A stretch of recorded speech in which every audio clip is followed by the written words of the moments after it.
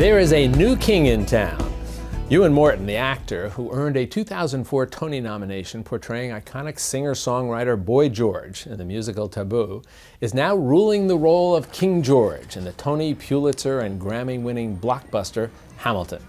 Morton has proved himself one of the theater world's most versatile actors and singers. Just finished rocking audiences across America as Hedwig in the national tour of Hedwig and the Angry Inch. And I am proud to welcome the new King George to our stage. Ewan, it's so nice to have you here with us. Thank you. Let's talk about Hamilton. All right, you're stepping into this role now, and you bring a couple of things to it. One of is you're the first person actually from the UK. I am. Who's playing King George.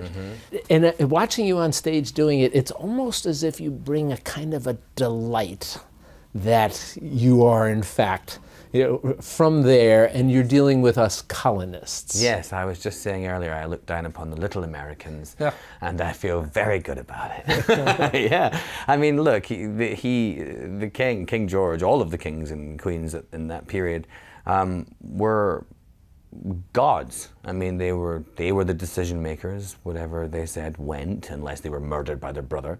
Life was short, and therefore you made vast decisions that affected entire countries, probably knowing that you didn't have long necessarily. And I think there's also a kind of a joy in I leave the theatre every night, and sometimes when I exit stage door, I like to say to people, don't you wish you'd kept us now? One of your songs is about you're coming back. Yes, you'll be back. You'll be back.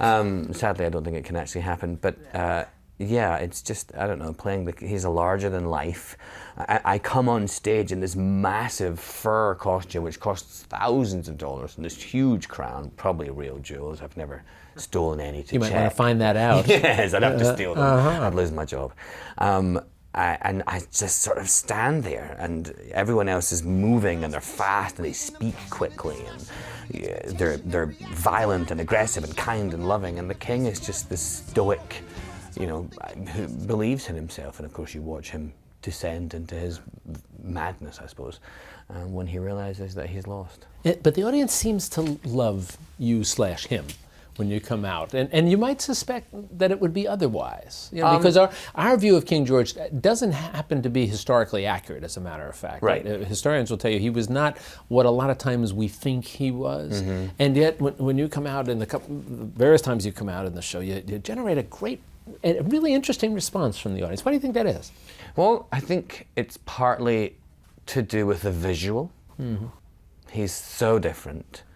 He's so grand. No one else in the show dresses that grandly. The next grand thing you have is a velour suit that Jefferson wears. It's just this image of this man in this very barren hole with a few ropes and some bricks, and here's this giant shining orb of ridiculousness.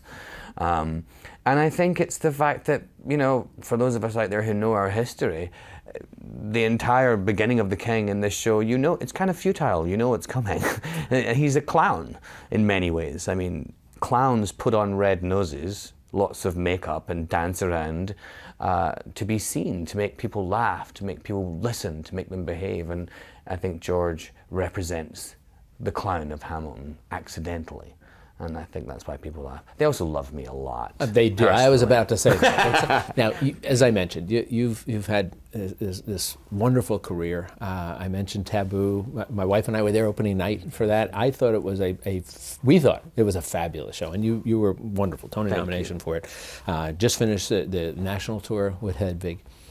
So I saw that you were actually going to take some time away, and you were going to do some studying. I was. I'm still studying. Still studying. Yeah. History. You decided you wanted to spend some time with it. And then you have this opportunity to become part of this. From a bit of a distance then, it's been running for a while now, and now you're going to be part of it.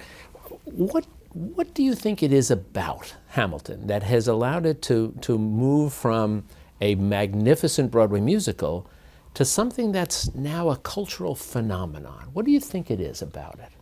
I think it's partly that it was so different musically, that genre of music is now a musical, is interesting. But I think more than that, Hamilton is the first place, artistically speaking, as far as I'm aware, that has literally achieved colorless casting. Thomas Jefferson's a black man. I mean, and no one questions it. Right. No one leaves the theater and says, Isn't that interesting? Ridiculous. And in this time and place. because we're desperate. Everyone wants to. This is literal homogenization. Not because we've all become the same, but because none of us are any different. And I think Hamilton speaks to a great lack of difference in human emotion. That what we all have, despite the color of our skin, where we were born, who we are, we all love the same, we all die the same, we all fight the same. The literal emotion of anger and love is exactly the same whoever you are. And Hamilton, whether it exists because of the zeitgeist, or whether it is the zeitgeist, this is the future. And if we don't start living up to Hamilton, we're in serious trouble. Serious trouble. Let's try to become what we're seeing on the stage. Yes. For Hamilton. Don't just applaud this. Live it. Well, we're delighted for your success, certainly as a fan of yours Thank you. over the years, and it's a pleasure talking to you. You be well. Thanks. You too. Reminder for you, if you are lucky enough to get tickets, you can see Ewan Morton as King George in the blockbuster hit Hamilton. It is indeed a royal performance for you.